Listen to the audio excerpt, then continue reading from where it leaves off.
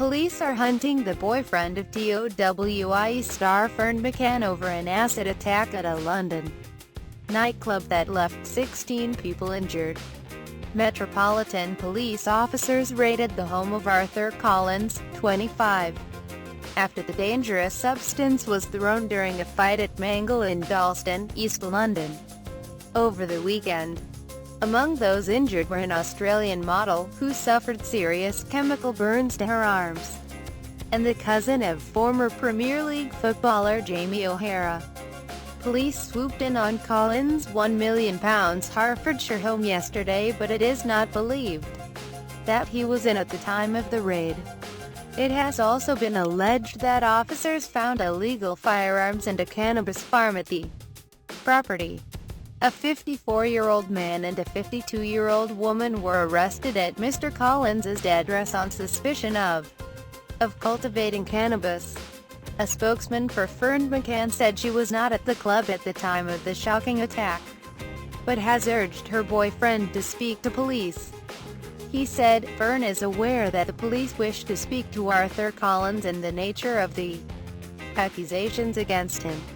Obviously these are highly shocking, and Ferne has cooperated with the police in their inquiries. She was not with Arthur on Sunday night, was not at Mangle, and has no direct knowledge of the events that unfolded. As much as anybody, she wants to know the truth and urges Arthur to cooperate fully with the police and attend a police station immediately." A Met Police spokesman confirmed an arrest warrant had been executed at a property in Hertfordshire, but would not comment on the identity of the person concerned. A Hertfordshire police spokesman said, "Police conducting an arrest warrant at an address on White Stubbs Lane, Broxbourne, at 7:50 p.m. on Monday, April 17, discovered cannabis plants and cultivation equipment.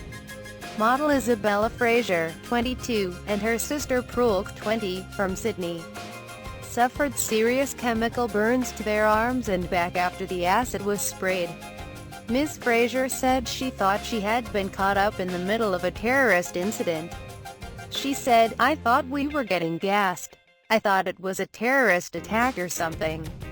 I was freaking out just because of all the things that have been happening.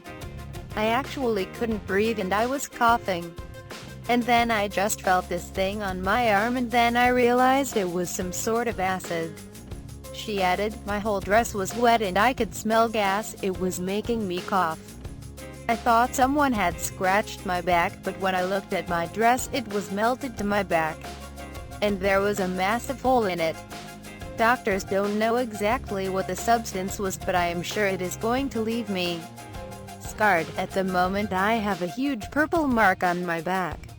I'm planning to get out of modeling, but if I was staying in the industry I would be really worried about the scarring. It's not what you expect when you go out. I had never heard of this happening, but apparently acid attacks are quite common in the UK. It just really freaks you out. It was like the recent chemical weapons attack in Syria. We are lucky that this is the closest we are going to get to chemical burns like those people suffered." She added that she and her sister admitted themselves to hospital after waiting too long for paramedics to arrive at the club. She said, "The ambulance was taking too long and we just wanted to go home to try and sleep as we were in shock."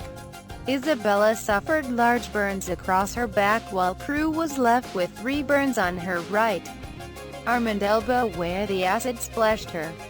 They initially went home after escaping the nightclub, but later went to Chelsea and Westminster Hospital after realizing the extent of their injuries. The pair from Newcastle, New South Wales, were discharged after medical treatment but must return to see doctors again tomorrow to find out the extent of the scarring. Prue said, "It was almost like a bomb had gone off. I didn't see the liquid at the time as it all happened so quickly.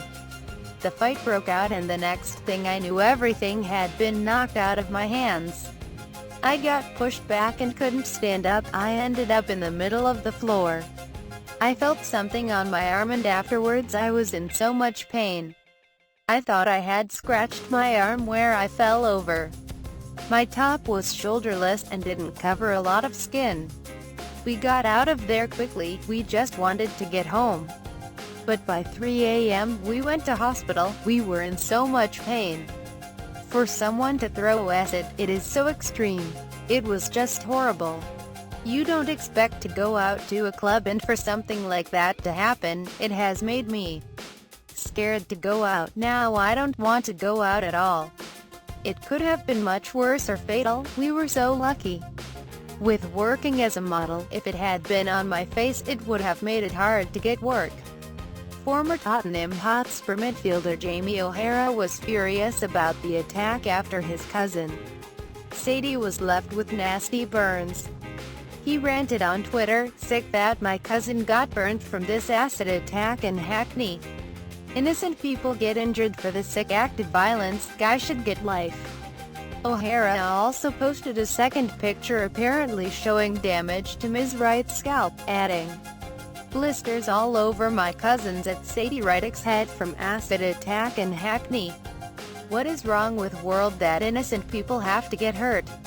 It comes just a day after he was fined for confronting a fan of his current team, non-league Billericay Town, after allegedly being abused as he left the pitch. O'Hara, now 30, was once seen as a promising talent at Spurs. But his career has tailed in recent years, as he has slowly dropping through the divisions before ending up at the 7th-tier Essex side. He also appeared on Celebrity Big Brother in January, but was evicted 5 days before the show's conclusion. Another of the victims who was injured in the attack described seeing a water bottle-sized container of liquid suddenly being hurled over the people around them, and believes she saw 14 people injured. The 20-year-old from South London, who has burns all over her body, slammed the fact that the event continued after the attack, and told how security guards had conducted minimal searches as they let guests in. "It came out of nowhere, we were sat upstairs right next to it and there was no argument or fight. I think it's really bad that the club carried on and they were serving drinks right where the attack was. There was hardly any checks as people were going in. I can't believe that someone was able to get in with a bottle of this stuff. I've been to Love Juice events all over the country and out in Dubai, but I won't be going to another one. My mum will barely let me out of this house at all after this." Scotland Yard said trouble brewed when two groups of clubbers got into a dispute at the night, and the noxious substance was sprayed directly at the two victims.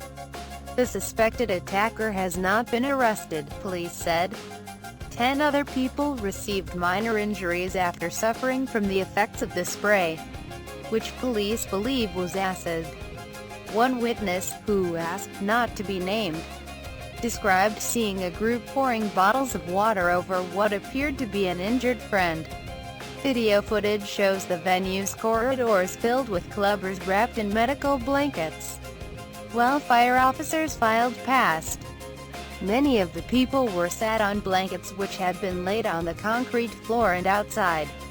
The road was packed with ambulances. At one stage a girl could be seen sitting at the foot of a stairwell, her head buried in her hands. The witness said, "In the party in the basement, there were girls making noise. I saw their friends ordering a bottle of water, they were putting it on them. They were splashing it on their faces." They added, "It was like a war, the police were everywhere. I just saw a lot of people complaining, there were a lot of staff around. Someone had called the police and a lot of people were crying." The London Ambulance Service (LAS) said it had taken 10 patients to the hospital, while police said a further 2 people with similar injuries sought treatment at a hospital. A manager of a bar near the club told his staff there had been an acid attack which had left a girl burnt on her face and arm. Nima Navazin, 30, works at the nearby Martello Hall bar, and took over from his manager for the morning shift. He said, "My manager told me that around 1 o'clock they heard somebody saying that someone was attacked with liquid acid and there was a girl who had half her arm and her face burnt. My manager had to lock the doors and stay indoors to make sure nobody got in or out." A witness who saw the aftermath of an acid attack in a club saw a man with a burnt arm getting treated by medics. Maxim Gay, an illustrator who was lives opposite the night spot, was watching TV at the time, said he saw a man with a burnt arm getting treatment. The 30-year-old said, "I could see a guy with a burnt elbow. It was all back and the paramedics were treating him in the road. There was a big crowd, mainly girls actually, coming out of the club. It was a big crowd, like 400 people. I was shocked to find out so many people were injured." A taxi driver who dropped a customer off outside the venue last night said he thought it was going to kick off even at that early stage. He said, "There was a lot of people outside and there seemed to be a lot of tension. People were already arguing in the street and there was people doing laughing gas everywhere. Even at 11 p.m. it looked like something was going to kick off." Emergency services remained at the scene throughout Monday after first being called at 1:10 a.m. Around 200 people had left the premises before the arrival of emergency services, while the building was evacuated of a further 400. One tenant at a block of flats overlooking the nightclub described a scene of confusion as crowds were moved up the street. The woman, who asked not to be named, said, "It happened so fast, they rushed people out. I thought it was a stabbing because all I heard was, 'Move, move, move, move out of the area.'" She added, "The area was closed off and police vans were there. The security were telling the crowd to go down that way. People on this side were waiting to go home but they couldn't go home because the road was closed. People were confused." She claimed residents had long been disturbed by the nightclub since it opened. Asked if it seemed like it was a matter of time before a police incident, she replied, "Yes. It has been going on since the nightclub opened." It comes just over a week after a father, mother and their 2-year-old son suffered burns after a strong acid was thrown on them in nearby Islington, North London. No arrests have been made following the assault on the family at the junction of Copenhagen Street and Caledonian Road at around 1:05 p.m. on April 8.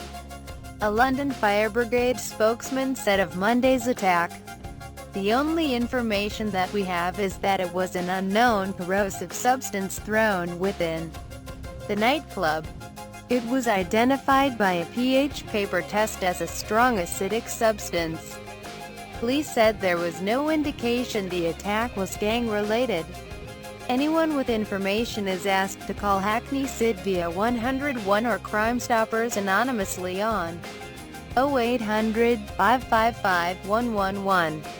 Mile Online has contacted Mangle and Love Juice for comment.